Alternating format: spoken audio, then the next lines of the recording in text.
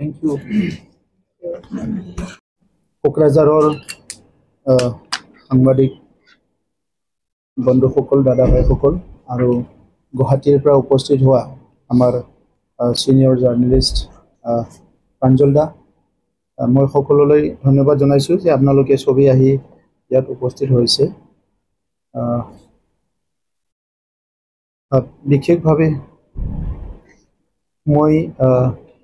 আজি কিছুমান গুৰুত্বপূৰ্ণ কথাৰ ওপৰত প্ৰেছ ব্ৰিফিং কৰিবলৈ ওলাইছোঁ আৰু এই সময়ত মই এখন বুকলেট ইয়াত আপোনালোকক দিছোঁ, য'ত vision to action the Bodoland model of peace and development, peaceful smart and green Bodoland বুলি ইয়াত লিখা আছে। তো 2020 চনত বড়োলেণ্ডত চৰকাৰ গঠন কৰাটো বহুত কঠিন আছিলে। ইয়াৰ আগৰ সময়খিনি আপোনালোক সকলোৱে জানে, কাৰণ ইয়াত যিসকল আমাৰ সাংবাদিক বহি আছে, আপোনালোকে কিছুমানে যোৱা 15 বছৰ, কিছুমানে 20 বছৰ বা কিছুমান তাৰ আগৰ পৰাও ইয়াত ৰিপৰ্টিং কৰি আছে। আৰু বড়োলেণ্ডৰ সেই সময়ৰ যিটো পৰিৱেশ আছিলে, এই পৰিৱেশটো বহুতখিনি ভাল পৰিৱেশ নাছিলে। যিটো নৰ্মেলচি বুলি কোৱা হয়, যিটো স্বাভাৱিক বুলি কোৱা হয়, এই স্বাভাৱিকটো বড়োলেণ্ডত তেতিয়া নাছিলে। আমি ইয়াত যিখিনি মানুহ বসবাস কৰি থাকোঁ, যে 3 মিলিয়নতকৈ বেছি, এই মানুহবিলাকে বিভিন্ন জাতি জনগোষ্ঠীৰ লোকসকলে এটা অশান্তি আৰু ভয় শংকাত সদায় সময়বিলাক কটাব লগা হৈছিলে। আমি সেই সময়টো কেতিয়া মানে যাব আৰু ভাল সময় কেতিয়া আহিব, ইয়াৰ অপেক্ষাত সদায় থাকিব লগা হৈছিলে। সদায় ৰাতিপুৱালে আমাৰ সকলোৰে মনত এটা ভয় আহিছিলে যে আজি বা কি হয়, আৰু সূৰ্য ডুবাৰ লগে লগে সকলোৰে এটা ভয় হয়, আকৌ পুনৰ আজি ৰাতি বা কি হয়। যেতিয়া নিৰ্বাচন আহে আকৌ বেছিকৈ ভয় লাগে, কাৰণ নিৰ্বাচনী সময়ত প্ৰত্যেকটো নিৰ্বাচনটোতে BPFৰ সময়ত হিংসা হৈছিলে। এনেকুৱা লাগিছিল যে নিৰ্বাচন বড়োলেণ্ডত হ'বই নালাগে। যি নিৰ্বাচন ভাৰতৰ গণতন্ত্ৰৰ সবচে ডাঙৰ এটা প্ৰক্ৰিয়া, যাৰ দ্বাৰা আমাৰ গণতন্ত্ৰটো শক্তিশালী কৰে, পিপুলছক ৰিপ্ৰেজেণ্টেশ্যন দিয়ে আৰু পলিচি মেকিং বডিটো ফৰ্ম কৰে। অসমত MLA সকলক জিকাই পেলাই এছেম্বলি লৈ যায় আৰু এছেম্বলিত অসমৰ বৰ্তমান আৰু ভৱিষ্যতৰ দিশ নিৰ্ধাৰণ কৰে, এজেণ্ডা তৈয়াৰ কৰে, প্লেনিংবিলাক বনোৱা হয়। ভাৰতত প্ৰত্যেক 5 বছৰৰ মূৰে মূৰে পাৰ্লিয়ামেণ্টত আমাৰ MP জিকি যায় আৰু পাৰ্লিয়ামেণ্টত বিভিন্ন পলিচি বনোৱাত তেখেতসকলে অংশগ্ৰহণ কৰে। সেই নিৰ্বাচনবিলাকে যেতিয়া বড়োলেণ্ডত আহে, আমাৰ পলিচি মেকিং বডিত আমি ভাল ৰিপ্ৰেজেণ্টেশ্যন বা ৰিপ্ৰেজেণ্টেটিভ চিলেকশ্যন কৰিব লাগে, কিন্তু ইয়াত আমি জীৱনৰ লগত যুঁজিব লাগে। ইয়াত আমি নিৰাপত্তাৰ কাৰণে সদায় ভাবিব লাগে। আমাৰ চকুৰ আগতে বহুতখিনি হিংসা হৈ গ'ল। জগজিৎ শইকীয়াৰ নিচিনা সাংবাদিক কোকৰাঝাৰৰ মাজমজিয়াত টাউনত হত্যা কৰা হ'ল, বডোচাৰ নিচিনা সাংবাদিকক হত্যা কৰা হ'ল, বহুতখিনি ইয়াত লাফিকুলৰ নিচিনা যুৱ নেতাক হত্যা কৰা হ'ল, বহুতখিনি ঘটনা সেই সময়ত হৈ গ'ল। বাৰে বাৰে গোষ্ঠী সংঘৰ্ষ হ'ল, ভাতৃঘাতী সংঘৰ্ষ হ'ল, আৰু এটা অঞ্চল য'ত প্ৰাকৃতিৰে ভৰপূৰ, সেউজীয়া, ইয়াত ইতিহাস আছে, এই অঞ্চলত বহুতখিনি ভাল ভাল কবিতা ৰচনা হৈছে। এই অঞ্চলতে আমাৰ বড়োসকলৰ ভাল ভাল নেতাসকলে, দূৰদৰ্শী নেতাসকলে জন্ম পাইছে। এই অঞ্চলতে আমাৰ বড়োসকলক জীয়াই ৰখাৰ কাৰণে যি ৰাজনৈতিক সংগ্ৰাম, সামাজিক সংগ্ৰাম কৰিব পৰা আজি নেতাসকলে জন্ম পাইছিলে। কিন্তু ইয়াতে কিছুমান ৰাজনৈতিক ভুল সিদ্ধান্তৰ কাৰণে যোৱা 17 বছৰত আগ্ৰামা মহিলাৰ দিনত এই গোটেই পৰিৱেশটো অলপ ওলোটা হৈ গৈছিলে। আৰু আমাৰ কাৰণে বড়োলেণ্ডটো মানুহৰ কাৰণে সেই সময়ত জীয়াই থকাৰ কিমান উপযোগী, এই কথাটো মানুহে ভাবিবলৈ বাধ্য হৈছিলে।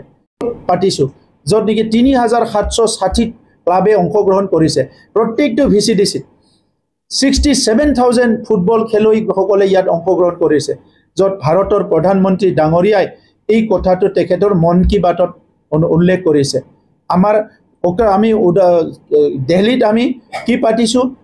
বড়ো মহোৎসৱ পাতিছোঁ। যি বড়ো মহোৎসৱ জাতীয় সংগঠন সাহিত্য সভা আৰু এফচুই পাতিছে, কিন্তু আমাৰ চৰকাৰে এইটো আমি সম্পূৰ্ণভাৱে আমি স্পন্সৰ কৰিছোঁ, আমি ছাপোৰ্ট দিছোঁ। য'ত ভাৰতৰ প্ৰধানমন্ত্ৰী আহি পেলাই কৈছে যে বড়ো জনগোষ্ঠী বা বড়োলেণ্ডৰ পৰা বহুত মানুহৰ শিকিব লগা আছে, বড়োলেণ্ডখন বহুত ভাল, এই কথাটো আহি পেলাই তেখেতে আমাক ৰিকগনেশ্যন দিছে। গতিকে আমি 6 শিডিউল প্ৰিমিয়াৰ লীগ ফুটবল আয়োজন কৰিছোঁ। কোনো এটা বস্তু, কোনো এটা কাম, কোনো এটা বিষয় আমি মানুহক বাদ দি, সমাজক বাদ দি, সমাজৰ উন্নয়নটো, সমাজৰ কিবা এটা ৱেলফেয়াৰটো বাদ দি পেলাই আমি কৰা নাই। কোকৰাঝাৰত ড্ৰামা ফেষ্টিভেল হৈছে, এই ড্ৰামা ফেষ্টিভেলো ইণ্টাৰনেশ্যনেল ড্ৰামা ফেষ্টিভেল হৈছে। গতিকে এই চাৰিটা বছৰত প্ৰত্যেকটো কাম জাতি, জনগোষ্ঠী, সমাজ, অঞ্চল আগুৱাই নিয়াৰ কাৰণে আমাৰ UPPL দলে কাম কৰিছে। তেখেতে এলিগেশ্যন দিয়াৰ নিচিনা উৎসৱৰ নামত আমি উৎসৱ কৰা নাই, য'ত মদ ভাং খাই পেলাই মাৰামাৰি হৈছিলে তেনেকুৱা উৎসৱ আমি কৰা নাই। শেষত মই এটা কথা ক'বলৈ বিচাৰিছোঁ যে আজি BPF দলে হাগ্ৰামা মহিলাৰী ডাঙৰীয়াক তেখেতসকলৰ নেতা বুলি পেলাই ইলেকশ্যনত নামিবলৈ ধৰিছে। কিন্তু যোৱা 5টা বছৰত হাগ্ৰামা মহিলাৰী ডাঙৰীয়াই অলৰেডি দেখাই দিলে যে তেখেতে এছেম্বলিত আহিব পৰা আৰু সক্ষম লিডাৰ নহয়। এছেম্বলিত আহি পেলাই কথা ক'ব পৰা, এছেম্বলিত আহি পেলাই ডিছকাছ কৰিব পৰা, এছেম্বলিত আহি পেলাই বিভিন্ন বিষয়ৰ ওপৰত চৰ্চা কৰিব পৰা আৰু বিষয় তেখেতে লিডাৰ নহয়। যাৰ কাৰণে যোৱা 5টা বছৰত ফ্লোৰ টেষ্ট চৰকাৰ গঠন কৰাৰ ফ্লোৰ টেষ্টৰ দিনটো বাদ দি কোনো দিনে তেখেতে এছেম্বলিত আহিবলৈ নোৱাৰিলে। গতিকে এজন ৰিপ্ৰেজেণ্টেটিভ তাৰ উদ্দেশ্যটো কি? এজন যদি MLA জিকি 5 বছৰ সি যদি এছেম্বলিলৈ নাযায়, এজন যদি MP জিকি পেলাই সি 5 বছৰৰ কাৰণে পাৰ্লিয়ামেণ্টলৈ নাযায়, এজন সি কাউন্সিলৰ জিকি পেলাই মানে আমাৰ BTC MCLA জিকি পেলাই সি যদি এবাৰো যদি এছেম্বলিত নাহে, তেনেহ'লে তেখেতৰ উদ্দেশ্যটো কি? তেখেতৰ উদ্দেশ্যটো কি? অকল পাৱাৰৰ গেম কৰিব, অকল পাৱাৰ লৈ পেলাই তেখেতে ভাবিব আৰু পাৱাৰটো কমপ্লিটলি মিছ ইউজ কৰিব। তেখেতৰ দিনতো পাৱাৰটো কমপ্লিটলি মিছ ইউজ কৰিছে। তো সেইকাৰণে মই আজি BTRৰ ৰাইজক 5 বছৰৰ মোৰ এক্সপিৰিয়েঞ্চ দি মই অনুৰোধ কৰিম যে অনাগত দিনত ভাল চৰকাৰ আনাৰ কাৰণে চিন্তা কৰক, ভাল মানুহক নেতা কৰাৰ কাৰণে চিন্তা কৰক, ভাল মানুহৰ হাতত শাসনৰ বাকজৰিটো যদি থ'বলৈ পাৰে সকলোৰে ইয়াত লাভ হ'ব। কিন্তু কোনোবা এনেকুৱা ব্যক্তি যাৰ সমাজৰ প্ৰতি কোনো দায়বদ্ধতা নাই, অঞ্চলৰ প্ৰতি দায়বদ্ধতা নাই, সমাজৰ বিভিন্ন সমস্যাৰ প্ৰতি কোনো দায়বদ্ধতা নাই, সেই ব্যক্তিবিলাকৰ যদি আজি কোনোবাই ৰাজনীতিক নেতা কৰি বা এই অঞ্চলৰ নেতা কৰি পেলাই কাম কৰিব বিচাৰে, ইয়াতকৈ আৰু দুৰ্ভাগ্যজনক একো নহ'ব। সমাজখন বহুত আগুৱাই গ'ল, পৃথিৱীখন বিশ্ব বহুত আগুৱাই গ'ল, দেশ বহুত আগুৱাই গ'ল। আজি আমি এআইৰ যুগত বহি আছোঁ। এইখিনি সময়ত যদি আমাৰ নেতাজনে ইয়াত বিজ্ঞান শিক্ষক লাগে না অংক শিক্ষক লাগে, LP স্কুল ভাল কৰিব লাগে না ME স্কুল ভাল কৰিব লাগে, ৰাস্তা ভাল কৰিব লাগে না আমাৰ কিবা স্কিল ট্ৰেইনিং চেণ্টাৰ বনাব লাগে, ফুটবল খেলা পাতিব লাগে না সাংস্কৃতিক মানে উৎসৱ পাতিব লাগে, এই বিষয়বিলাক যদি বুজি নাপায়, অকল টকা পইচা খাৱাৰ কাৰণে, অকল নিজৰ ব্যৱহাৰ কৰিবৰ কাৰণে পাৱাৰ ল'বলৈ আহে, সেই নেতাবিলাকক পুনৰ যদি সুযোগ দিয়া যায়, আমাৰ বড়োলেণ্ডটো আগুৱাই নাযাব, এইটো পিছফালে যাব। গতিকে আজি মই স্পষ্ট কৰি গ'লে এই কথাটো আমাৰ বড়োলেণ্ডৰ 35 লাখ জনসাধাৰণ আৰু 26টা জনগোষ্ঠীবোৰক মই অনুৰোধ কৰিছোঁ। আপোনালোকক ধন্যবাদ জনাইছোঁ। আৰু আজি কথাটো লৈ পেলাই পুনৰ ভেৰিফিকেশ্যন কৰিব লগা হৈছে। এইকাৰণে LP আৰু UPৰ যিটো চাকৰি দিয়া মই যোৱা সপ্তাহতে বুলি কৈছিলোঁ, কিন্তু অলপ পিছব লগা হৈছে। এই কামখিনি কমপ্লিট হোৱাৰ লগে লগে LP আৰু UPৰ চাকৰিখিনিও তেখেতসকলৰ চাকৰিটো তেখেতসকলে পাবলৈ সক্ষম হ'ব। আজি আমি 6 মান্থ টেটৰ চেপ্টাৰটো ক্লজ কৰিলোঁ। BPFৰ দিনত এটা 6 মান্থ বুলি চাকৰি আছিলে, তেখেতসকলে দিনে নিশা বহুতখিনি কষ্ট কৰি থাকে চাকৰিটো ৰেগুলাৰ হ'বৰ কাৰণে, কিন্তু ৰেগুলাৰ কৰিব পৰা নাছিলে। আমি SIOৰ কাৰণে অসম চৰকাৰলৈ ৰখিব লাগে। যেতিয়া অসমৰ মুখ্যমন্ত্ৰী ডাঙৰীয়াৰ ইণ্টাৰভেনশ্যনৰ SIOটো পালোঁ, আমি লগে লগে আজি যোৱাকালি 197 আমি 6 মহীয়া টেটৰ আমি টিচাৰখিনি ৰেগুলাৰ কৰি দিলোঁ। আৰু আজিৰ ভিতৰত এটা ডাঙৰ কাম আমি কৰিলোঁ যে অংক আৰু বিজ্ঞান শিক্ষকৰ বহুত নাটনি হৈ আছিলে। এই অংক আৰু বিজ্ঞান শিক্ষক য'ত নাটনি হৈ আছে, এই নাটনিটো পূৰা কৰাৰ কাৰণে আমাৰ শিক্ষা বিভাগে এটা পুল আমি আৰম্ভ কৰিছোঁ, যে টিচাৰৰ পুল, য'ত এনি শিক্ষক BSc MSc তেখেতসকলে চাকৰি নাপালে আমাৰ চৰকাৰী এই যে বড়োলেণ্ড চায়েন্স এডুকেশ্যন মিছনত আহি কাম কৰিব পাৰিব। প্ৰত্যেক মাহত তেখেতসকলে 10,000 টকা পাব। যেতিয়া তেখেতৰ বেলেগ চাকৰি হয় তেখেতে ওলাই যাব পাৰিব নটিচ দি পেলাই। আৰু যোনে পাছ কৰিব চাকৰি নাপায় তেখেতে আহি অংক আৰু বিজ্ঞান শিকাৰ কাৰণে আমাৰ চৰকাৰত আহি প্ৰত্যেক মাহত 10,000 লৈ পেলাই শিকাব পাৰিব। আৰু তেখেতসকলক এই শিকোৱাৰ পিছত আমাৰ চৰকাৰে এক্সপিৰিয়েঞ্চ চাৰ্টিফিকেট আমি তেখেতসকলক প্ৰদান কৰিম, যাতে তেখেতসকলে বেলেগ বেলেগ কাম কৰাতে এই এক্সপিৰিয়েঞ্চ চাৰ্টিফিকেটটো তেখেতসকলৰ কামত আহে। আজিৰ সময়ত মই এইখিনি কথা কৈছো যেহেতু আপোনালোকক মই লিপিবদ্ধ দিছো আপোনালোকে সব কথাটো গম পাব আমাৰ বহুত কথা আজিকালি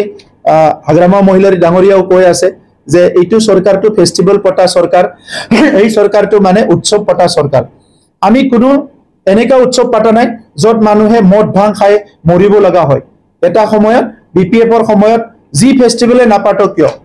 ভৈৰৱকুণ্ডৰ পৰা আদি কৰি ডেইজিঙৰ পৰা আদি কৰি যিমান ফেস্টিভেল পাতিছে তাত মানুহবিলাক মদ ভাং খাই মাৰামাৰি কৰা মৰামৰি হোৱা এই কালচাৰটো আছিলে হাগ্ৰামা মহিলাৰ সময়ত যুৱ যুৱতীসকলৰ মদ খাৱাৰ যিটো হাৰ এটো বহুত বাঢ়ি গৈছিল আজি আমাৰ সময়ত মদ খোৱাৰ যিটো হাৰ এটো বহুত কমি গৈছে এই সময়ত জুৱাৰ কালচাৰ হৈছিল এই সময়ত মেলাৰ কালচাৰ হৈছিল আজি জুৱাৰ কালচাৰ আৰু মেলা কালচাৰ লাহে লাহে আমাৰ দিনত বন্ধ হৈ গল এতিয়া মাক দেউতাক সকলে নিজৰ লৰা ছোৱালী বডলেণ্ডত সুৰক্ষিত বুলি সবে অনুভৱ কৰে গতিকে আজি আমি কি ফেস্টিভেল কৰিলো নলেজ ফেস্টিভেল কৰিছো যত 35 খন দেশৰ মানুহ আহি এক্সপাৰ্ট সকলে আহি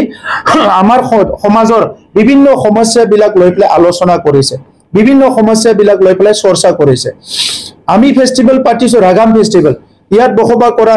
কোচ ৰাজবংশী আদিবাসী সান্থালী বড়ো ৰাভা গাৰো সবৰ সাংস্কৃতিক লৈ পেলাই আমি ৰাগাম ফেস্টিভেল পাতিছো আমি লিটাৰেচাৰ ফেস্টিভেল পাতিছো জয়পুৰত লিটাৰেচাৰ ফেস্টিভেল হয় আমাৰ ইয়াত 3 বছৰ কমপ্লিট লিটাৰেচাৰ ফেস্টিভেল হৈ গল প্ৰথম লিটাৰেচাৰ ফেস্টিভেলটো আছিল আমাৰ কি আছিল পোয়েট্ৰি ফৰ পিস 100 ল্যাঙ্গুয়েজেস আমাৰ পোয়েট্ৰি মিট যত নেকি আমি ৰাখিছিলো যেটো নেকি শেডিউল ল্যাঙ্গুয়েজ নহয় নন শেডিউল ল্যাঙ্গুয়েজ বিলাকক আমি ভাৰতৰ বিভিন্ন ঠাইৰ পৰা মাটি আনি আমি এই ফেস্টিভেলটো আৰম্ভ কৰিছিলো আৰু এটো লিড ফেস্টিভেল আছিল আৰু লাহে লাহে আপুনি দেখিছে দেশ বিদেশৰ আমাৰ কবি বিলাকে সাহিত্যিক বিলাকে আহি আমাৰ লিড ফেস্টিভেলৰ অংশগ্ৰহণ কৰিছে আৰু তেখেত সকলে এটা মেছেজ লৈ গৈছে যে বডলেণ্ডটো আগৰ বডলেণ্ড নহয় হিংসাৰ বডলেণ্ড নহয় ভয় ভীতৰ বডলেণ্ড নহয় শান্তিৰ বডলেণ্ড সবে আজি কৈ গৈছে আমি লিড ফেস্টিভেল পাতিছো আমি এছিয়ান খোখো পাতিছো হাগ্ৰামা মহিলাৰে 17 বছৰত এটাও এনেকা ইন্টাৰনেশনাল প্ৰগ্ৰাম পাতিব পৰা নাই আমি এছিয়ান খোখো পাতিছো তামুলপুৰত যত ইন্দোনেছিয়া মালয়েছিয়া নেপাল বিভিন্ন দেশৰ পৰা সাউথ কোৰিয়া খোখো টিম বিলাক আহি প্লাই অংশগ্ৰহণ কৰিছে আমি ইয়াত ডুৰান্ড কাপ পাতিছো আমি ইয়াত সন্তোষ ট্ৰফি পাতিছো এইবিলাক কোনো ফেস্টিভেল তেখেত সকলৰ নিচিনা মদ ভাং জুৱা খেলা ফেস্টিভেল নহয় এইবিলাক মানৱ সম্পদ উন্নয়ন আৰু হিউম্যান আমাৰ যেটো মানৱ জনগোষ্ঠীৰ লগত মানৱ জাতিৰ লগত সদায় সংগতি থকা বিষয়ৰ লগত লৈ পেলাই মানৱ জাতিটো আগুৱাই নিয়াৰ কাৰণে সমন্বয়টো গঢ়াৰ কাৰণে আমাৰ অঞ্চলটো স্বাভাৱিক অৱস্থালৈ ঘূৰাই আনাৰ কাৰণে আমি এই ফেস্টিভেলটো পাতিছো আমি ইতিমধ্যে যেটো আমাৰ স্পিৰিচুৱেল প্ৰেক্টিস বা আমাৰ ধৰ্মীয় অনুষ্ঠান বিলাক আছে 2900 ধৰ্মীয় অনুষ্ঠানত 2 লাখ টকা দিয়া হল আলাৰাই চৰণ বিথাংকি দ্বাৰা তেখেত সকলে ধৰ্মীয় উপাসনাথলী মন্দিৰ বিলাক যাতে ভালকে বনাই লব পাৰে এই কাৰণে এই ফান্ডটো দিয়া হৈছে আৰু ইতিমধ্যে 2900 আমাৰ বাথৌ বা ব্ৰহ্ম বা শংকৰী গোসাইঘৰ দুৰ্গা মন্দিৰ মা দুৰ্গাৰ মন্দিৰ বা বিভিন্ন আমাৰ ৰাম মন্দিৰ বিভিন্ন নিৰ্মাণ কৰাৰ কাৰণে এই আঁচনিটো আমি ৰাখিছিলো আৰু হিটো খুব সাকসেসফুল হৈছে আমি বাথৌৰ ওজা বিলাকক দেউৰী বিলাকক আৰ্থিক সাহায্য দিছো আমাৰ ৰমান স্ক্ৰিপৰ মুভমেন্টৰ মাৰ্টিয়াৰ সকলক আমি শ্ৰদ্ধা জনাইছো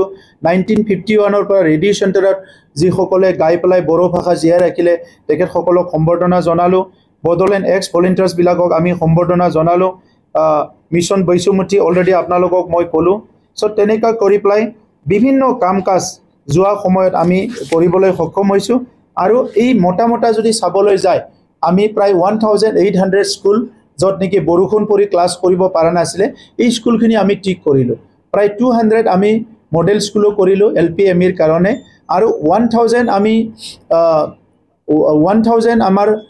800 প্ৰায় 1800 ৰাস্তা আৰু দলং নিৰ্মাণ কৰা হৈ গল মাত্ৰ 4 বছৰত বিপিএফৰ 17 বছৰত কিমান ৰাস্তা দলং বনাইছিলে মই নাজানো কিন্তু আমাৰ সময়ত আমি মাত্ৰ 4 বছৰ কাম কৰি 1800 কিলোমিটাৰ ৰাস্তা আৰু দলং নিৰ্মাণ কৰা হৈ গল আমাৰ এই সময়ৰ 17 বছৰত 59000 পিএমৱাইৰ ঘৰ বনাইছিলে ইটো হাবদান হৈ আছিল বহুতে আমি সৰকাৰত আহি 2010 2014 পৰা ঘৰ আধৰুৱা ঘৰ বিলাক দুখীয়া মানুহ পিএমৱাইৰ ঘৰ বিলাক আমি নিৰ্মাণ কৰাত কাম কৰিব লগা হৈছে কিন্তু আমাৰ সময়ত 2020 পৰা আৰম্ভ কৰি 2025 ৰ আজি তাৰিখলৈকে আমি more than 3 লাখ PMOৰ ঘৰ ইতিমধ্যে কমপ্লিট কৰা হৈ গ'ল তেনেকা কৰি কিছুমান টাৰ্গেট ৰাখিছিলোঁ যে বড়োলেণ্ডত 40টা সমষ্টিত 40টা সুজিত নাৰ্জাৰী অডিটৰিয়াম কিন্তু 52খন সুজিত নাৰ্জাৰী অডিটৰিয়াম নিৰ্মাণ কৰা হ'ল য'ত মিটিং কৰিবলৈ ঠাই নাছিলে 1 কোটি টকা দি পেলাই 12খন আমাৰ বীৰ শিলাগাং ষ্টেডিয়াম আমাৰ নিৰ্মাণৰ কাম চলি আছে তেনেকা বিভিন্ন ইনফ্ৰাষ্ট্ৰাকচাৰ বড়োলেণ্ডৰ প্ৰথম 204টা নলেজ চেণ্টাৰ আমাৰ কমপ্লিট নিৰ্মাণ কৰা হৈ গ'ল VCDC আগৰ সময়ত VCDC টো কাৰবা ঘৰত বহি চাহ দোকানত বহি কাম কৰিছিলে আমি গুটেই অফিচবিলাক নিৰ্মাণ কৰি এতিয়া VCDC অফিচবিলাক ভালকে প্ৰচলন হৈছে আৰু কেউটিয়াভাৱে ৰিসেন্টলি আমি VCDC সেক্ৰেটাৰীৰ এপইন্টমেন্ট দিলো যাহাতে কত চাহ দোকানত বহি প্লাই কাম কৰিব লগা নহয় এই কামখিনি BPF এ কৰিব পৰা নাছিলে গতিকে ল এণ্ড অৰ্ডাৰ সিচুৱেচনৰ পৰা আমাৰ শান্তিৰ পৰা জাতি জনগোষ্ঠীৰ ভিজন ডকুমেন্টৰ পৰা আজি বড়োলেণ্ডত 4টা বছৰত কোনো এটা কাম আমি এৰি দিয়া নাই যি কামটো নেকি আমি এৰাই ফেলাই চৰকাৰে চলিছে প্ৰত্যেকটো কাম আমাৰ সন্মুখত আহিছে প্ৰত্যেকটো কামটোকে আমি কৰিবলৈ চেষ্টা কৰিছো যাহাতে বড়োলেণ্ডখন সুন্দৰ আৰু শান্তিৰ বড়োলেণ্ড গঢ়িব পৰা যায় গতিকে নিৰ্বাচন আহি আছে বিভিন্ন দলে বিভিন্ন কথা ৰাখিব আমাৰ UPPL দলৰ যেটো বড়োলেণ্ড মডেল অফ পলিটিক্স বা বড়োলেণ্ড মডেল অফ ডেভেলপমেন্ট হেতু 35 লাখ জনগণ আৰু 26টা জনগোষ্ঠীৰ ভালকে যাহাতে জিয়াই থাকিব পাৰে আত্মসন্মান লৈ যাহাতে জিয়াই থাকিব পাৰে শান্তিৰে জিয়াই থাকিব পাৰে আৰু ইজ অফ লিভিং সহজভাৱে বড়োলেণ্ডত জিয়াই থাকিব পাৰে এই কামখিনি কৰাৰ কাৰণে আমাৰ মডেলত আমি ৰাখিছো যি সকলৰ মাটি বাৰীৰ কামকাজ বিলাক নহল এই সকলৰ মাটি বাৰীৰ কামকাজ ম্যাক্সিমাম অহা 1-2 বছৰত কমপ্লিট হ'ব মই হিটো স্পষ্ট ভাষাৰে আজি আপোনালোকৰ আগত দাঙি ধৰিছো আৰু কৈছো আজি চাকৰিৰ ক্ষেত্ৰত খুব নিকাভাৱে CSB এ চাকৰিৰ যিবিলাক ইন্টাৰভিউ বিলাক লৈ আছে তেখেত সকলে চাকৰিত এমপ্লয়মেন্ট দিবৰ কাৰণে কাম বিলাক কৰি আছে যিখিনি 3rd গ্ৰেড 4th গ্ৰেডৰ বাছনি পৰীক্ষাত এইবিলাক কৰি প্লাই CSB এ আমাক জনোৱা মতে প্ৰায় ফাইনাল ষ্টেজত তেখেত সকলে আনিছে হয়তো 2 এদিনত তেখেত সকলে এই চাকৰিটো দিয়াৰ প্ৰচেছটো আগবঢ়াব যিখিনি আমি LP আৰু UP ৰ টিচাৰ সকলৰ ভেৰিফিকেশন কৰিছিলো হিটো আমাৰ কমিটিয়ে জনাইছে অলমোস্ট কমপ্লিট হৈ গৈছিলে কিন্তু যোৱা কেদিনমান আগত নিউজৰ যিখিনি বাদ পৰি গৈছিলে সেই নিউজৰখিনিক ন্যায় দিব লাগিব তেখেত সকলে সুপ্ৰিম কোৰ্টৰ অৰ্ডাৰ লৈ আহিছে আৰু হি সকলো আগতে 2017 ৰ আগতে কৰ্মৰত হৈ আছিল সনত UPPL এ আমি পৰিৱৰ্তন দৰকাৰ UPPL চৰকাৰ এটা স্লোগান লৈ প্লাই আমি ইলেকশনলৈ আহিলো আৰু পৰিৱৰ্তন কোনটো বিষয়ত কৰিব এই কথাখিনি আমি ফোকাস কৰিলো প্ৰথম পৰিৱৰ্তন হিংসাৰ পৰা শান্তিলৈ এই অঞ্চলটো আনিব লাগিব আৰু হিংসাৰ পৰা শান্তিলৈ আনাৰ কাৰণে ফাৰ্স্ট আমি চৰকাৰ গঠন কৰি বড়োলেণ্ড হ্যাপিনেস প্ৰগ্ৰাম এটা আৰম্ভ কৰিলো আমি জানো যে আমাৰ ওচৰ চুবুৰীয়া দেশখনত গ্ৰছ নেশনেল হ্যাপিনেস বুলি এটা প্ৰগ্ৰাম আছে আমি আমাৰ বড়োলেণ্ড অঞ্চলত ভাৰতবৰ্ষত এনেকুৱা প্ৰগ্ৰাম কতো নাই কিন্তু এই কাউন্সিলখনত বড়োলেণ্ড টেৰিটৰিয়েল কাউন্সিলত BTRত আমি বড়োলেণ্ড হ্যাপিনেস মিশন আৰম্ভ কৰিলো যত বিভিন্ন সময়ত বিভিন্ন হিংসাৰ বলি হোৱা এই লোকসকলক টাৰ্গেট কৰি এই জনগোষ্ঠী বিলাকক টাৰ্গেট কৰি আমি বড়োলেণ্ড হ্যাপিনেস মিশনটো আৰম্ভ কৰিলো আৰু বড়োলেণ্ড হ্যাপিনেস মিশনৰ দ্বাৰা বড়োলেণ্ডত কিমান জনগোষ্ঠী আছে এই জনগোষ্ঠী বিলাকৰ নেতৃত্ব কোন এই জনগোষ্ঠী বিলাকৰ সামাজিক দায়িত্ব কোনে লৈছে এই জনগোষ্ঠী বিলাকৰ সাংস্কৃতিক দায়িত্ব কোনে লৈছে এই আটাইবোৰ সংগঠনক আমি কানেকশন কৰিলো আৰু তেখেত সকলৰ লগত আমি যেতিয়া সম্পৰ্কত আহিলো সম্পৰ্কত আহিবলৈ চেষ্টা কৰিলো আৰু সম্পৰ্কত আহাৰ লগে লগে এই জনগোষ্ঠী বিলাকৰ আশা আকাংক্ষা তেখেত সকলৰ খং দুখ বেদনা এই কথাবিলাক আমি লাহে লাহেকৈ বুজিবলৈ সক্ষম হলো যদিও আমি সহবাসস্থান কৰো আমাৰ চৰকাৰে 26টা জনগোষ্ঠীৰ লিষ্ট উলোৱাৰ আগত ইয়াত কোনোৱে ক'ব পৰা নাছিল যে ইয়াত যে 26টা জনগোষ্ঠী আছে ইয়াত 15 লাখ 18 লাখ তেনেকুৱা জনসংখ্যা আছে কিছুমান জনগোষ্ঠীৰ 12 লাখ জনসংখ্যা আছে কিছুমান জনসংখ্যা আছে 25,000 টকাও জনগোষ্ঠী আছে সো এই 18 লাখ বা 12 লাখ বা 15 লাখ জনসংখ্যা থকা জনগোষ্ঠী আৰু 25,000 পৰা 10,000 জনসংখ্যা থকা জনগোষ্ঠী আমি একেলগে সহবাসস্থান কৰো গতিকে আজি ভাৰত স্বাধীন হোৱাৰ পিছত এই জনগোষ্ঠীবোৰৰ স্বাধীন হল এই জনগোষ্ঠীবোৰৰ প্ৰত্যেকজন ব্যক্তিয়ে স্বাধীন হল কিন্তু স্বাধীন ভাৰতত এই সকল জনগোষ্ঠীৰ ব্যক্তিসকলে আজিও ভাবে যে আমাৰ স্বাভিমানটো আমি জিয়াই ৰাখিব পৰা নাই আমাৰ পৰিচয় অস্তিত্বটো আমি জিয়াই ৰাখিব পৰা নাই আৰু এই কাৰণে এই জনগোষ্ঠীবোৰক এটা ক্ষুদ্ৰ কাউন্সিল চৰকাৰে কেনেকৈ তেখেতসকলৰ আত্মমৰ্যাদা দিব পৰা যায়, কেনেকৈ তেখেতসকলক এটা ৰিকগনিশ্যন দিব পৰা যায় চৰকাৰীভাৱে, এই কথাবিলাক আমি হেপিনেছ মিছনত অনা হ'ল। আৰু আজি বড়োলেণ্ডৰ যিটো Bodoland model of development and piece, ইয়াত আমি এটা কাম কৰিবলৈ সক্ষম হ'লোঁ যে 26টা জনগোষ্ঠীক আমি খন্তেক সময়ৰ কাৰণে হ'লেও 5 বছৰৰ কাৰণে হ'লেও আমি একেলগে বহিবলৈ, একেলগে কথা পাতিবলৈ, একেলগে বিবেচনা কৰিবলৈ, আলোচনা কৰিবলৈ আমি আজি ভাল এটা পৰিৱেশ গঢ়িব পাৰিছোঁ। পদক্ষেপৰ দ্বাৰাই আমি ভিজন ডকুমেণ্ট বনালোঁ। 26টা জনগোষ্ঠীৰ একেলগে আমি ভিজন ডকুমেণ্ট বনোৱা হ'ল। আৰু সেই জনগোষ্ঠীবিলাকক নিজৰ নিজৰ ভিজনটো কি আজি চৰকাৰে এইটো যুগুত কৰি পেলাই, এইটো কম্পেল কৰি পেলাই তেখেতসকলক আজি প্ৰেৰণ কৰিলোঁ। আৰু সেই জনগোষ্ঠীবিলাকে ভৱিষ্যতৰ কাৰণে এটা ৰোড মেপ তৈয়াৰ কৰিবলৈ সক্ষম হৈছে আমি চৰকাৰে বনাই দিয়া এই ভিজন ডকুমেণ্টৰ পৰা। দ্বিতীয় কথা আছিলে এই হেপিনেছ মিছনত যে সেই জনগোষ্ঠীবোৰৰ কিছুমান ফেষ্টিভেল আছে, যি ফেষ্টিভেলটো নেশ্যনেল ফেষ্টিভেল নহয়, যি ফেষ্টিভেলটো ষ্টেট ফেষ্টিভেল নহয়, এই ফেষ্টিভেলবিলাক কিন্তু বহুত সুন্দৰ ফেষ্টিভেল। এই জনগোষ্ঠীবোৰৰ বহুত আপোন, সেই জনগোষ্ঠীবোৰে ইম'চনেলি এই ফেষ্টিভেলৰ লগত এটাচ হৈ আছে। তো সেই জনগোষ্ঠীবোৰৰ ফেষ্টিভেলবিলাক আজি প্ৰত্যেকটো জনগোষ্ঠীৰ এটা এটা ফেষ্টিভেল কাউন্সিল চৰকাৰে আমি ৰিকগনিশ্যন অলৰেডি দিয়া হ'ল আৰু সেইটো কাউন্সিলৰ কেলেণ্ডাৰত আহি যাব। আমাৰ কথা এই ক্ষুদ্ৰ জনগোষ্ঠীবিলাক বিশ্বৰ বিভিন্ন প্ৰান্তত, দেশৰ বিভিন্ন প্ৰান্তত, ৰাজ্যৰ বিভিন্ন প্ৰান্তত যদি বিচাৰিও নাপায়, বড়োলেণ্ডত সেই জনগোষ্ঠীবিলাকক বিচাৰি পাব। সেই জনগোষ্ঠীবিলাকৰ যি নেকি জীৱনশৈলী, সেই জনগোষ্ঠীবিলাকৰ যিটো ভাষা, সংস্কৃতি, ইতিহাস, এইটো জীৱিত কৰি ৰখাৰ কাৰণে বড়োলেণ্ড চৰকাৰে আমি ইতিমধ্যে এটা কমিটি বনাই দিছোঁ যে তেখেতসকলৰ এটা ইথনোগ্ৰাফি, তেখেতসকলৰ ইতিহাস ৰচনা কৰা হ'ব। গতিকে হেপিনেছ মিছনৰ দ্বাৰা আজি বড়োলেণ্ডত পুনৰ আমি শান্তি ঘূৰাই আনিব পাৰিছোঁ, পুনৰ জাতি জনগোষ্ঠীৰ মাজৰ সম্প্ৰীতি আৰু সমন্বয় ঘূৰাই আনিব পাৰিছোঁ, যিটো নেকি UPPL মডেলত আছে, কিন্তু সেইটো আগৰ BPF মডেলত সেইটো নাছিলে। গতিকে আজি আমি ভাইলেন্স টু পিচ আমি ঘূৰি আহিব পাৰিছোঁ, কিন্তু সেইটো ছাষ্টেইন কৰাটো আমাৰ চবৰে কাৰণে ডাঙৰ কথা। চ' এতিয়া নিৰ্বাচন আহি আছে, আমি সকলোৱে নিৰ্বাচনত যাম, কিন্তু মই সকলোকে অনুৰোধ কৰিম যে নিৰ্বাচনৰ সময়ত যিসকলে কথা ক'ব, যিসকলে ভাষণ দিব, যিসকলে বিভিন্ন ৰণকৌশল কৰিব নিজৰ প্ৰাৰ্থী জিকাৰ কাৰণে, নিজৰ দলটো জিকাৰ কাৰণে, সেই ৰণকৌশলবিলাকত যাতে আমি ঘূৰাই অনা যিটো সংগতি, আমি ঘূৰাই অনা শান্তি, আমি চবে মিলি ঘূৰাই অনা যিটো আমাৰ সমন্বয়, সেইটো যাতে বিনষ্ট নহয়। মই প্ৰত্যেকটো দল, প্ৰত্যেকটো নেতৃত্বক মই আহ্বান জনাম যে আমি এই অঞ্চলৰ জনগণে আজি যি এটা শান্তিৰ পৰিৱেশ ঘূৰাই আনিছোঁ, এই কথাটো যাতে সকলো লক্ষ্য ৰাখে। ৰাজনীতিটো সমাজৰ ওপৰত নহয়, ৰাজনীতিটো জাতিৰ ওপৰত নহয়, ৰাজনীতিটো দেশৰ ওপৰত নহয়। দেশ গঢ়িবৰ কাৰণে ৰাজনীতি লাগে, সমাজ গঢ়িবৰ কাৰণে ৰাজনীতি লাগে, আমাৰ অঞ্চলটো আগুৱাই নিয়াৰ কাৰণে ৰাজনীতি লাগে, কিন্তু ৰাজনীতিটো আমি ইমান লেভেললৈকে কৰিব নালাগে যাতে সমাজটো ধ্বংস হৈ যায়। 2020 চনত আমি চৰকাৰ গঠন কৰাৰ লগে লগে কি লিগেচি আমি BPFৰ পৰা পাইছিলোঁ, এইটো লিগেচিয়ে পাইছিলোঁ যে অফিচবিলাক এটাও ভাল নাছিলে। অফিচত আমাৰ চিন্তা হৈছিলে যে নেতাসকল সেই সময়ত MCLAবিলাক আহি পেলাই, চিফ ডেপুটি চিফবিলাক আহি পেলাই অফিচত বহে না নবহে, কাৰণ অফিচ বুলি তাতে ইমান শৃংখলবদ্ধতা একো নাছিলে। গতিকে সেই অফিচটো আমি শৃংখলা আৰু ডিচিপ্লিনত লৈ আহিছোঁ, আৰু লগে লগে যিটো আছিলে তাত কৰাপশ্যন, তাত যিটো আছিলে আপোনাৰ এনি টাইম ফাইনেন্সিয়েল ইৰেগুলাৰিটিজ, কোনো পলিচি নাই।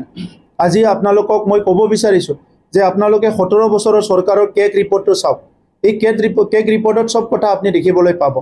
সেই 17 বছৰৰ চৰকাৰৰ সময়ত আপুনি যদি চাই, তেখেতসকলৰ পলিচি বুলি একো নাছিলে। হাগ্ৰামা মহিলাৰী ডাঙৰীয়াৰ প্ৰত্যেকটো বাজেট ছেশ্যনত যি স্পীচ দিছিলে, এই স্পীচৰ কপিটো আপোনালোকে আনি পেলাই চাওক। মই চব কপিটোৱে চালোঁ যে এই কপিটোত তেখেতে যিটো পঢ়ে এইটো বাস্তৱত একো ৰূপায়ণ নহয়। তেখেতৰ AOPত এই কথাবিলাক নাথাকে, তেখেতৰ বাজেটত এই কথাবিলাক নাথাকে, কোনো পলিচিৰ কথা মেনশ্যন হোৱা নাই। লাষ্ট যিটো তেখেতৰ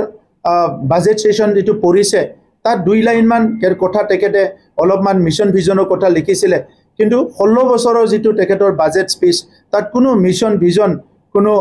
চৰকাৰী পলিচিৰ কোনো কথা মেনশ্যন নাছিলে। গতিকে আমি দেখিবলৈ পাইছিলোঁ যে এটা ৰুল নোহোৱা, পলিচি নোহোৱা এটা চৰকাৰ চলি আছিলে। আৰু তাৰ পৰা আমি আজিৰ সময়ত এটা পলিচিলৈ আমাৰ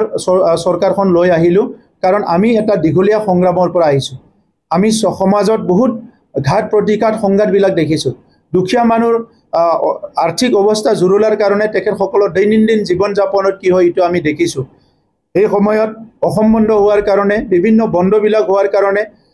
দুখীয়া মানুহৰ কি অৱস্থা হয় আমি এইটো দেখিছোঁ ৰাস্তা ঘাট দলং নোহোৱাৰ কাৰণে সমাজত কি হয় এইটো দেখিছোঁ আৰু ইয়াৰ কাৰণে আমাৰ চৰকাৰ অহাৰ লগে লগে এই গোটেই পৰিৱৰ্তনটো কৰাৰ কাৰণে আমি কিছুমান প্লান পলিচিৰে চৰকাৰ চলোৱা আৰম্ভ কৰিছোঁ আপোনালোকে দেখিবলৈ পাইছে 5 বছৰৰ পৰা এই 5 বছৰৰ লাষ্ট মোৰ বাজেট সেশনলৈকে যিমানখিনি তাত বাজেট সেশনত মই স্পিচ ৰাখিছোঁ বা বাজেট দাখিল কৰা সময়ত মই যিখিনি পইণ্ট ৰাখিছোঁ প্ৰত্যেকটো পইণ্টটোকে আমি ইমপ্লিমেণ্ট কৰিছোঁ আৰু ইয়াতকৈ ডাবল কিছুমান আমি স্কিম আনিছোঁ যি স্কিমবিলাক বাজেটতো ইভেন মেনশ্যন নাই বা আমাৰ আগত চৰকাৰ গঠন কৰা সময়ত ইলেকশ্যন মেনিফেষ্টোটো মেনশ্যন নাছিলে তেনেকুৱা বহুত কাম কৰা হৈ গ'ল গতিকে আজি আপোনালোকে দেখিছে যে ইয়াত যিটো নেকি কৰাপশ্যনৰ লেভেল আছিলে তাত এইটো কোনো কম্পেয়াৰ নহয় যিটো আমি পাইছোঁ তেখেতসকলৰ পৰা প্ৰায় 2900 কৰোৰৰ এটা লাইবিলিটিজ পাইছিলোঁ এই লাইবিলিটিজ কি আছিলে এই লাইবিলিটিজ ভিতৰত 1500 কোটি টকা এনেকা আছিলে যে তাত কোনো ফাণ্ড নাই তাত কোনো সোর্স নাই কোনো হেড নাই এনে 1500 কোটি টকাৰ অৰ্ডাৰ দি পেলাই তাত পাৰ্চেন্ট খাই তেখেতসকলে এনে এৰি গৈছিলে কি আছিলে সকলো ৰাজপথৰ আহিছিল ধৰ্ণা দিছিল ৰেলী কৰিছিল কিন্তু আজি সকলো ৰেষ্ট হৈ আছে এটা ষ্টেবল অৱস্থাত আছে ইনষ্টেবিলিটি টু ষ্টেবল ৰুললেছ টু ৰুল আগত বিপিএফৰ সময়ত কোনো ৰুল বোলা এটা বিষয় নাছিলে ৰাতিপুৱা কি হয় গধূলি কি হয় চৰকাৰী নিয়ম কি হয় অনিয়ম কি হয় কোকৰাঝাৰৰ এটা সময়ত হেলমেট পিন্ধিলেহে ফাইন আছিলে ভাৰতবৰ্ষত হয়তো প্ৰথম এটা অঞ্চল আছিলে য'ত হেলমেট পিন্ধিলে ফাইন হয় বেলেগত হেলমেট নিপিন্ধিলে ফাইন হয় আজি হেলমেট পিন্ধি মানুহবিলাকে ফাইন দিয়াৰ পৰা হেলমেট নিপিন্ধি ফাইন দিয়ালৈকে আজি বড়োলেণ্ডখন ট্ৰেন্সফৰ্ম হ'ল যিটো আমি পৰিৱৰ্তন বুলি কোৱা হয় ইয়াত মানে বহুত আছিলে এটা সময়ত সব গাড়ীতে প্ৰায় মানে 70% গাড়ীতে কলা গ্লাছ লগায় কলা গ্লাছ আমাক কিয় লাগে ইয়াত কোনোবা ভিআইপি কোনোবা কিবা থ্ৰেড আছে তাক লুকাই ফেলাই যাব লাগে বা কিবা বেয়া চিন্তাৰ মানুহ আছে কাক লাগে ইয়াত কলা গ্লাছ আমি আহাৰ পৰা আমি পুলিচ প্ৰশাসনক সদায় অনুৰোধ কৰি আহিছোঁ যে ইয়াত কলা গ্লাছ কোনো ইউজ কৰিব নালাগে গ্লাছত গাড়ীৰ গ্লাছত কোনো কলা পেপাৰ দিব নালাগে যাহাতে ইয়াত সকলোৱে এটা সাহস আৰু সকলোৱে এটা ট্ৰান্সপাৰেন্ট চিন্তা কৰিব পাৰে মুকলিকৈ বিচাৰণ কৰিব পাৰে মুক্ত এটা চিন্তাৰে আগবাঢ়ি যাব পাৰে ইয়াত কোনো লোক ঢাকৰ এটা পৰিৱেশ ৰাখিব নালাগে কাউন্সিল চৰকাৰত কোনো ৰুল নাছিলে ইয়াত কোনোবা 12টা বজাত আহে 1টা বজাত যায় কোনোবা 1টা বজাতহে ডিউটি লৈ আহে সো এই কথাবিলাক আজি আমি ৰুল লেছৰ পৰা ৰুলত আমি লৈ আহিছোঁ ইয়াত অকল কাউন্সিলত নহয় district office sub division office block office বিলাকতো কোনো মানুহে ৰেগুলাৰলি ডিউটি কৰা নাছিলে কিন্তু এতিয়া সবে ডিউটি কৰিব লাগে আৰু নিয়মিতভাৱে ডিউটি কৰাৰ কাৰণে আমাৰ গ্ৰাছ ৰুটৰ পৰা ওপৰলৈকে ডেভেলপমেন্টটো খুব ফাষ্ট হৈছে আমি দেখিবলৈ পাইছোঁ যে এই অঞ্চলটো ডিস্টাৰবেন্স এৰিয়া বুলি কেনে বহুতে আহা নাছিলে আজি বড়োলেণ্ডত আহিবলৈ বহুতে বিচাৰে এটা সময়ত বড়োলেণ্ডত আহিব লাগিলে 10 বাৰ ফোন কৰিছিলে বড়োলেণ্ডত আহি পোৱাৰ পিছত কোকৰাঝাৰত আহি পোৱাৰ পিছত আপোনজনে যদি গুৱাহাটীত আছে দিল্লীত আছে ঘণ্টাই ঘণ্টাই ফোন কৰে ঠিকে আছানে কিন্তু আজি ইয়াত বহুতে পৰিয়াল লৈ প্লাই কোকৰাঝাৰলৈ ফুৰিবলৈ আহে সৰলপাৰালৈ ফুৰিবলৈ যায় আমাৰ উল্টা পানী সাইডলৈ ফুৰিবলৈ যায় ৰাইমানাৰ ফালে ফুৰিবলৈ যায় খুব সুন্দৰ এটা পৰিৱেশ আজি আমি ঘূৰাই পাইছোঁ গতিকে আজি এই 5 বছৰৰ চৰকাৰৰ যিটো অনুভূতিত চৰকাৰৰ যিটো এজেন্ডা ইয়াৰ ওপৰত মই কিছুমান কথা ক'ব বিচাৰিছোঁ